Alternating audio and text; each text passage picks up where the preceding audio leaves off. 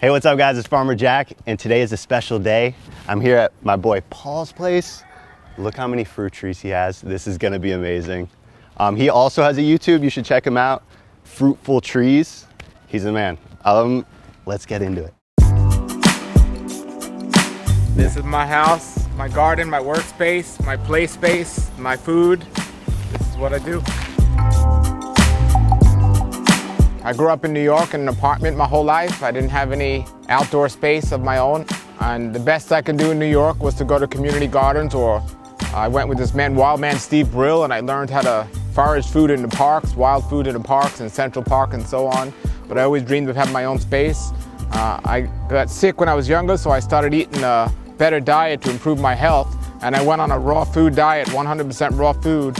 So for the last 30 years, I've been eating mostly just fruits and vegetables. I actually decided to travel the world and find all exotic fruits I never heard of. And I used to fly down to Miami just about every month when I was living in New York, and my friends used to go to the beach and I used to go to Homestead to the farms. So I ended up getting this space here, and there was one tree here when I moved here in the back. It was a big shade tree. I cut that out and I put all these fruit trees in. You know, a lot of people do this for their own personal reasons, but this is my food. I live off this stuff. The raw food popcorn, these mulberries.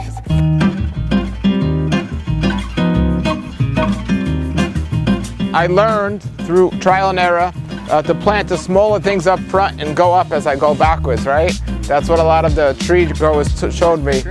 This is a pickering. So I have only dwarf mango trees in the front. I originally had here a giant coconut tree, and I had here a lang-lang tree, and it just shaded out this whole area. So I got pickering, and this is a Thai mango. The Thai mangoes are great because they stay green and they're super sweet. And this one is a Falan mango. It's also called a thunder mango, because when you eat it, it tastes like thunder. This is one of the remaining stumps of the coconut tree. I'm growing dragon fruit a bit. If you want to come look at that, that's a red Jabo de Caba. This is a smaller one. Another very underrated tree, this is a jujube. This is excellent if you get them at the right time. This is a very underrated fruit. It's like apples do grow in Florida, right? It tastes like an apple. They're just absolutely amazing. And I work with my neighbors. I take care of the yards. In return, they let me plant on their property. So I maintain the yards here. Here's another banana that I took out. I'm trying to get rid of that. And so this is a peach tree. Again, I wanted to plant stuff in my neighbor's yard that wasn't going to overgrow or grow too big, because if one day he doesn't have the property and I don't get it, I don't want people to have these giant trees that they're doing nothing with.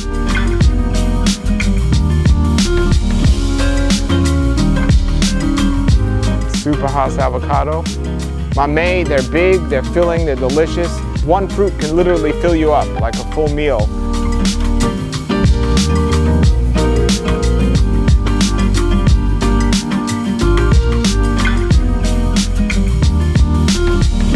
When I first became a raw food vegan, I worked on a farm in California, an organic farm. They had a white sapote tree, and I absolutely fell in love with it. And to me, it tastes like vanilla custard. I get more fruit off this tree than any other tree, and I just found out you could freeze them, and they taste amazing, so that's a big benefit. For over 30 years, I've been eating, mostly a raw vegan diet, and I want to make sure I'm getting the nutrients that I can. So I don't just eat fruit, I need greens. That's why I have a garden in the back. I need the greens, but wild, perennial, edible foods are the best. And then there's the non-wild foods like the moringa and the katuk. And I just try to put those in my salad, or I powder them down and have them in my smoothie. And so I'm doing moringa from seed now.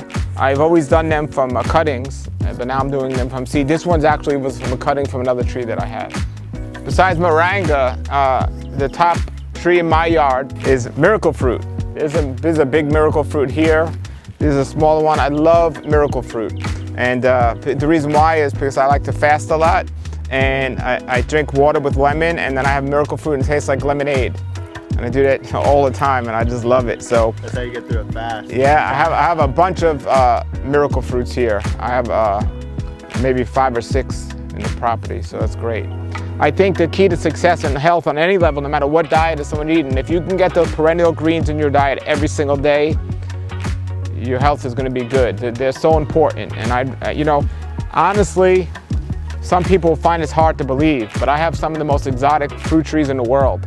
And if I had a choice where I could only have 3 trees, I wouldn't have a mango, I wouldn't have a jackfruit, I wouldn't have a Manmade, I wouldn't have a mulberry. I would have miracle fruit, katuk, and moringa.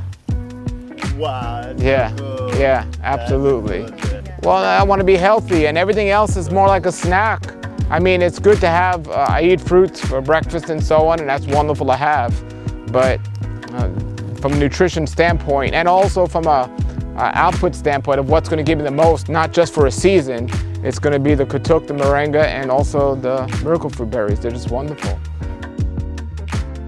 The most fulfilling part of this, besides nourishing my body, is just teaching really my children that you can live off the land. You don't need to rely on supermarkets, and just really inspiring other people to grow as well. You know, you learn as you go, or you learn as you grow, right? So I've been learning a lot as I've been doing this, and every year I experiment.